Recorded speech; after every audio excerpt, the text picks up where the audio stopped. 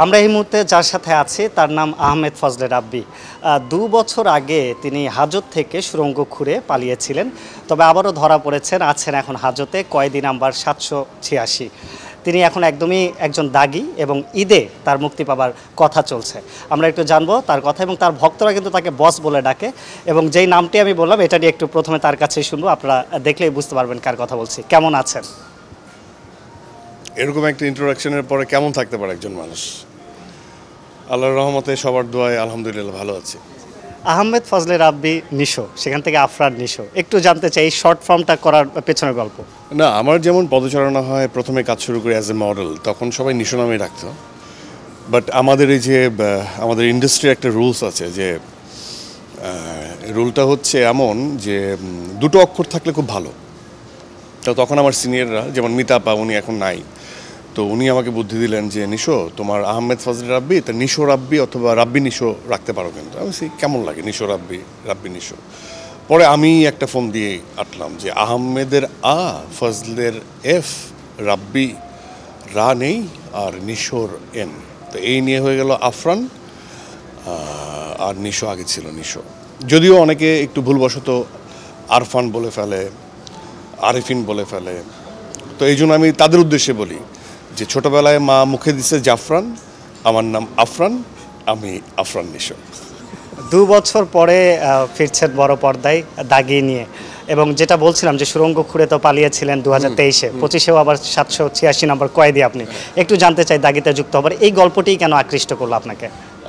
না, আপনার সুড়ঙ্গ আসলে একটা মানে হিউজ যে রেসপন্সটা আমি পাই, এরপর আমার যেমন সবসময়ই ইচ্ছে করে যে ডিফারেন্ট গল্প আমি এক্সপ্লোর করতে চাই, সুন্দর গল্পের অংশ হতে চাই।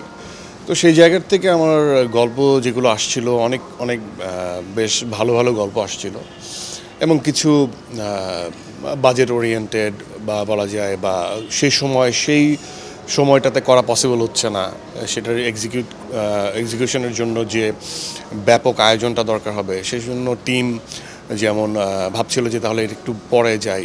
এই সব কিছু অনেক লিমিটেশনস থাকে, সব কিছু তো আর শেয়ারও করা যায় না। তো সেই জায়গার থেকে আমি দুটো সিনেমায় চুক্তিবদ্ধ হই অফিসিয়ালি। শুধু দুটো না, আরও দুটোতে চুক্তিবদ্ধ হওয়া আছে আমার। তো সেগুলোও সামনে আসবে, কিন্তু এই দুটোর মধ্যে যেহেতু আমাদের একটা টাইম ফ্রেম বাঁধা ছিল, তো সেই জায়গার থেকে দাগি গল্পটা আমাকে খুব বেশি ভাবায়, এবং আমার কাছে মনে হয় যে এই দাগি গল্পটা এবং আমার যে টিম আলফা এসবিএফ, তাদের কাছেও খুব পছন্দ হয়। এবং তারপর আমরা এই দাগি নিয়ে প্রিপারেশন নেই, এবং তখন আমাকে বলা হয় যে you have to gain weight, তোমাকে প্রায় 15 কেজির মতো ওয়েট গেইন করতে হবে। সো শুরুর সময় বেশ একটা চিমছাম জায়গায় চলে এসেছিলাম। আমার কাছে মনে হয় যে আর কখনো হয়তো বা ওয়েট বাড়াতে হবে না, বাট যেহেতু বললো, আর আমার যেমন মোটামুটি বডি এবং মাইন্ডের সাথে একটা তালমিল আছে, তো এই জন্য আবার ওয়েট গেইনও করতে হয়, এবং গল্পের ইউনিকনেস আসলে বলতে গেলে আমাকে ভাবায়, এবং সেই জন্যই আমি দাগি হয়ে আসছি দর্শকের সামনে। আফটার সুড়ঙ্গ মাসুদের পর নিশান হয়ে আসছি দাগিতে। আমার মনে হয় যে দর্শকরা সেটা এনজয় করবে। That's it. নিশানের গল্প একটু জানতে চাই, একটু নিশান হয়ে ওঠার, নিশান কেমন আসলে? নিশান 8-10টা ছেলের মতোই। নিশান যে আলাদা কেউ তা না, বাট সে খুব মানে আমাদের এখানে যেমন হয় যে একজন হিরোর কোনো থ্রেট থাকে না, আবার একজন হিরোর কোনো ফ্লস থাকে না।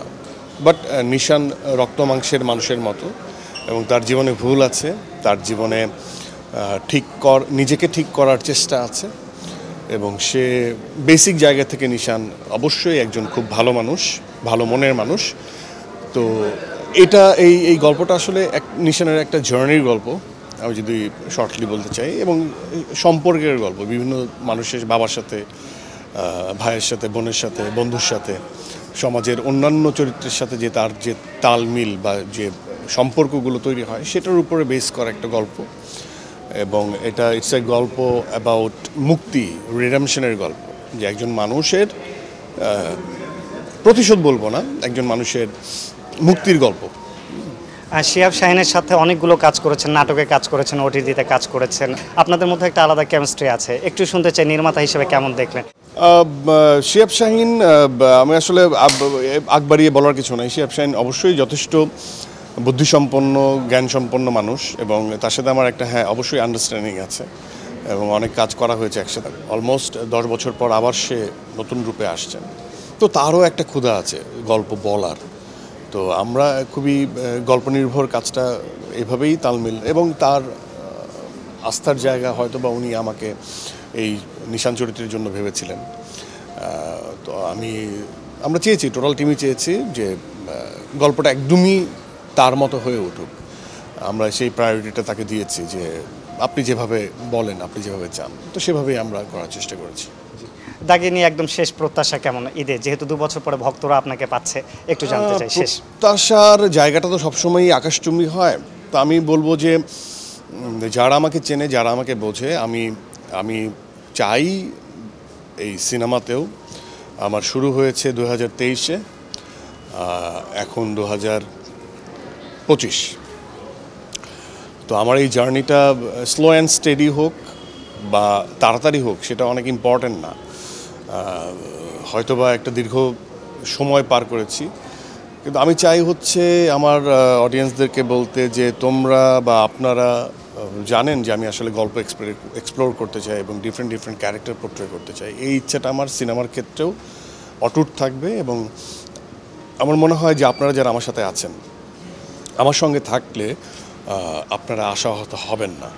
আমার কাছে সিনেমাটা সফলতাটা আসলে ওই সিনেমার গল্পের তাৎপর্যের উপর নিহিত। আর এটা একটা নাম্বার, যে কে কতটুক বা কে কিভাবে সেটাকে গ্রহণ করে নিল। বাট আমার কাছে মনে হয় যে আমার দর্শকরা আমার যে গল্পগুলো আসবে সিনেমা কেন্দ্রিক, সেগুলো দেখলে মনক্ষুণ্ণ হবেন না বা আপসেট হবেন না, এটা আমার মনে হয়। দর্শক, আমরা এতক্ষণ কথা বলছিলাম আফরান নিশোর সাথে ঈদে, আসন্ন ঈদে দাগি হয়ে তিনি আসছেন বড় পর্দায় নিশান রূপে। যারা ভক্ত রয়েছেন, দর্শক রয়েছেন, সবাই প্রেক্ষাগৃহে ভিড় করবেন আফরান নিশোকে নিশান রূপে দেখবার জন্য, সেই প্রত্যাশা রইল। আরিফ হক, 71, ঢাকা।